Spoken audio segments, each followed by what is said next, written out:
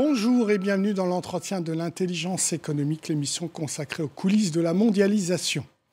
La pieuvre est partout. Elle a même eu ses entrées à la Maison-Blanche. Je parle évidemment de la mafia italo-américaine dont le rêve depuis le début du XXe siècle est de placer un de ses hommes derrière le bureau ovale. Elle n'est pas loin d'y être parvenue si on en juge par l'enquête extrêmement fouillée de mon invité. Une enquête qui porte sur les relations des 10 derniers présidents américains avec la mafia.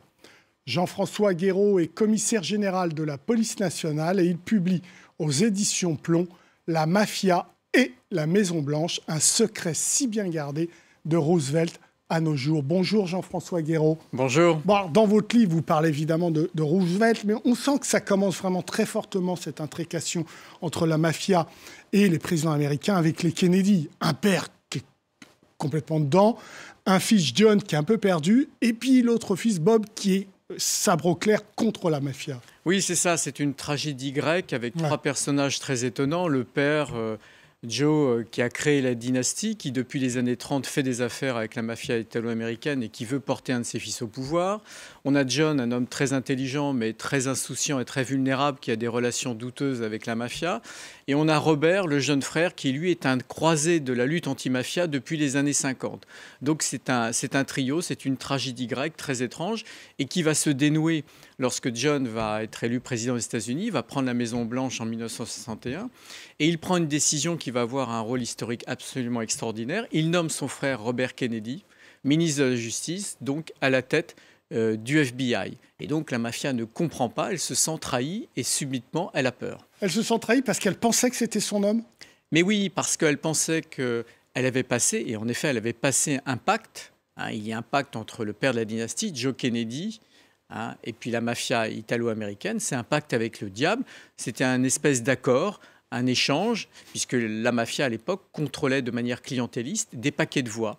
Et ils ont amené des paquets de voix pour l'élection de John Fitzgerald Kennedy. Il ne faut pas oublier que l'élection en novembre 60 face à Nixon est l'élection qui se joue à l'écart de voix le plus petit de l'histoire des États-Unis. Ils ont hésité, la mafia, entre Nixon et Kennedy, justement, ce que vous dites dans le bouquin. Voilà, en réalité, la mafia, elle n'est ni républicaine ni démocrate. Elle mise sur tout le monde en même temps.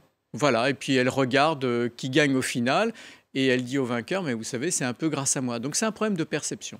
C'est quoi le mode opératoire pour avoir ces hommes-là ?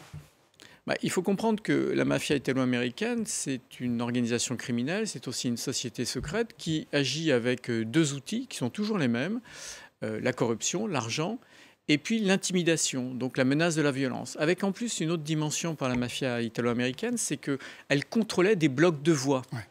Elle avait une vraie domination sur la communauté italo-américaine qui vivait encore recluse dans des Little Italy. Elle contrôlait les grands syndicats de salariés, les Teamsters et les Longshoremen, c'est-à-dire les camionneurs et les dockers, etc. Donc elle avait un pouvoir économique et social absolument considérable, mais pouvoir qui remonte aux années 20-30. Ouais.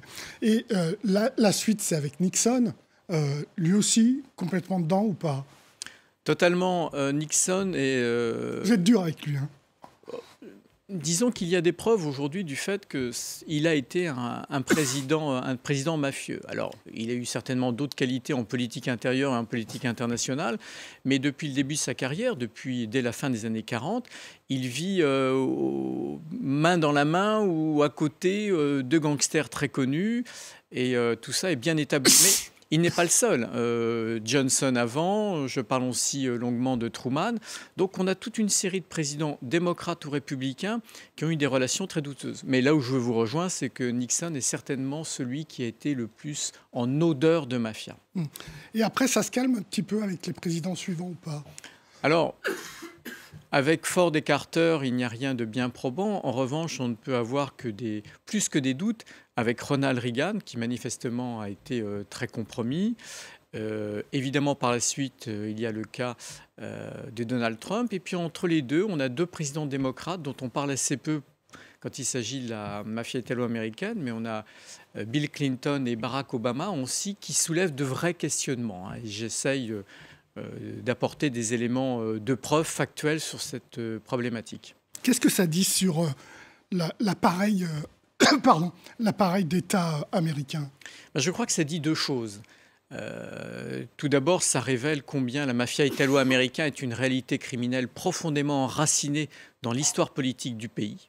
Voilà, c'est une vraie superpuissance qui, aujourd'hui, n'est pas moribonde. Elle est peut-être moins visible, mais elle n'est pas moribonde. Et puis, ça nous rappelle aussi une réalité, mais très ancienne, de la vie politique américaine, c'est le rôle de l'argent, le poids de l'argent dans les élections. Hein. Alors, c'est l'argent de la mafia italo-américaine, mais c'est aussi l'argent des grands lobbies, des grandes industries. C'est vrai qu'on a cru que c'était terminé l'histoire de la mafia italo-américaine, mais on va écouter là un président, un ex-président, qui s'appelle Trump. On va écouter la manière dont il se compare avec un des grands de la mafia qui a été Al Capone. On m'a inculpé plus de fois qu'Alphonse Capone. Vous avez déjà entendu parler d'Al Capone? Al Capone, c'était le plus grand de tous les mafieux. Scarface. Vous avez déjà vu le film Scarface? Il avait une cicatrice qui allait d'ici jusque-là. Et j'imagine qu'il aimait probablement sa cicatrice, qu'il trouvait que ça lui allait bien. Mais Al Capone a moins été inculpé que moi. J'ai été inculpé parce que j'ai contesté une élection truquée. Là aussi, est-ce qu'on retrouve le même schéma que les Kennedy? Un papa Trump qui est assez lié avec la mafia et donc un Donald Trump qui lui aussi risque d'avoir des relations un petit peu ambiguës avec la mafia. D'une certaine manière, oui, parce que Donald Trump est le fils de son père, c'est un héritier. Son père était déjà un promoteur immobilier à New York, à Brooklyn. Il faisait déjà des affaires avec la mafia italo-américaine. Et Donald Trump, lui, va faire aussi du business dans les années 80-90. Il va fonder sa fortune en faisant des affaires donc, dans deux secteurs qui, à l'époque, étaient complètement tenus par la mafia italo-américaine. D'une part, la promotion immobilière et d'autre part, les casinos dans le New Jersey. Et là où cet entretien est intéressant, c'est qu'on voit combien l'homme Trump est fasciné par les mœurs, par la rhétorique, par la sémantique mafieuse, et il y fait souvent référence. Et c'est ce que vous dites dans ce livre. Hein.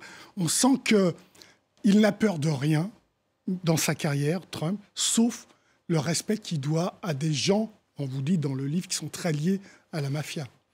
Oui, et vous savez, Donald Trump fait partie de ces capitalistes américains qui, en définitive, voient la mafia moins comme une organisation criminelle que comme une forme de capitalisme sauvage, débridé, un peu cynique.